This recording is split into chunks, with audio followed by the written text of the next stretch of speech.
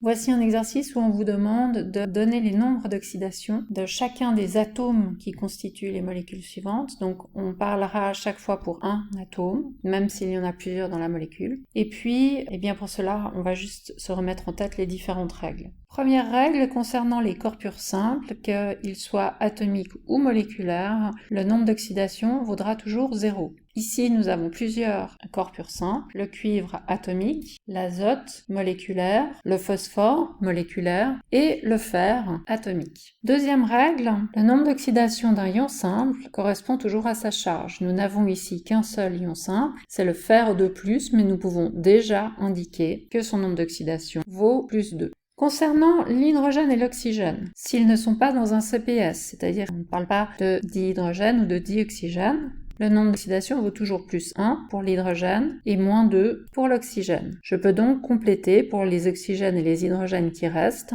Ensuite, il faut savoir que pour les ions complexes, si j'additionne les nombres d'oxydation de tous les atomes, je dois trouver la charge du ion complexe. Et dans le cas d'une molécule ou d'un composé, si j'additionne les nombres d'oxydation de tous les atomes, je dois trouver 0 parce que la molécule est neutre. Ainsi, dans la molécule Cl2O, en additionnant tous les nombres d'oxydation, je dois trouver 0. Mais je sais que le nombre d'oxydation de l'oxygène vaut moins 2. Je peux donc en déduire, pour que cette équation soit correcte, que le nombre d'oxydation du chlore doit être de plus 1. Même raisonnement pour le dioxyde d'azote. Il s'agit aussi d'une molécule. En additionnant tous les nombres d'oxydation, je dois trouver 0. Je remplace parce que je connais l'oxygène et j'en déduis que pour que l'équation soit correcte, le nombre d'oxydation de l'azote est de plus 4. Dans l'acide phosphoreux, H3PO3, je peux soit raisonner avec le composé complet, soit avec l'ion complexe. Personnellement, j'ai toujours une préférence pour passer par l'ion complexe parce que ça implique moins d'atomes. Donc on va commencer par cette méthode. Si j'additionne les nombres d'oxydation de tous les constituants de mon ion complexe, je dois trouver la charge du ion complexe. Je remplace et je regarde quel devrait être le nombre d'oxydation du phosphore pour que cette équation soit correcte. En l'occurrence, je trouve plus 3. J'aurais aussi pu raisonner avec la molécule.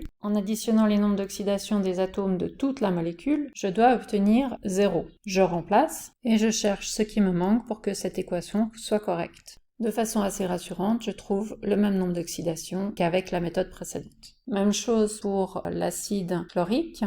Si je connais mon ion chlorate, ClO3-, je sais qu'en additionnant les nombres d'oxydation de tous les atomes qu'il y a dans le chlorate, je dois obtenir -1. Je remplace ce que je connais et je trouve le nombre d'oxydation du chlore qui va permettre de rendre cette équation correcte. Bien entendu, j'aurais aussi pu réfléchir sur la molécule. En additionnant les nombres d'oxydation de tous les constituants de tous les atomes de la molécule, en remplaçant par ce que je connais déjà, je peux ainsi trouver le nombre d'oxydation du chlore et je trouve à nouveau la même chose. Il nous reste une dernière molécule qui contient 2 inconnus. On doit réfléchir ici sur le fait qu'il s'agit d'un composé ionique et donc chercher les ions qui sont à l'intérieur. Je vais trouver un ion simple, Na+.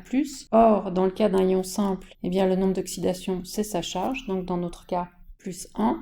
Et concernant l'azote, il fait partie du ion complexe nitrite. En additionnant les nombres d'oxydation des atomes qui constituent ce ion complexe, j'obtiens la charge du ion complexe. Je remplace par ce que je connais déjà et je trouve la valeur de l'azote qui me permet d'avoir une équation correcte. À nouveau, pour ce dernier élément, j'aurais tout à fait pu raisonner sur la molécule complète en partant de l'idée d'additionner les nombres d'oxydation de tous les atomes qui constituent la molécule. Cela doit donner 0. Donc ensuite, on remplace. Le sodium, on vient de découvrir que c'était plus 1. Les oxygènes, toujours -2 à moins que ce soit dans un CPS. Et on voit que pour que l'équation soit correcte, on trouve à nouveau un azote plus 3.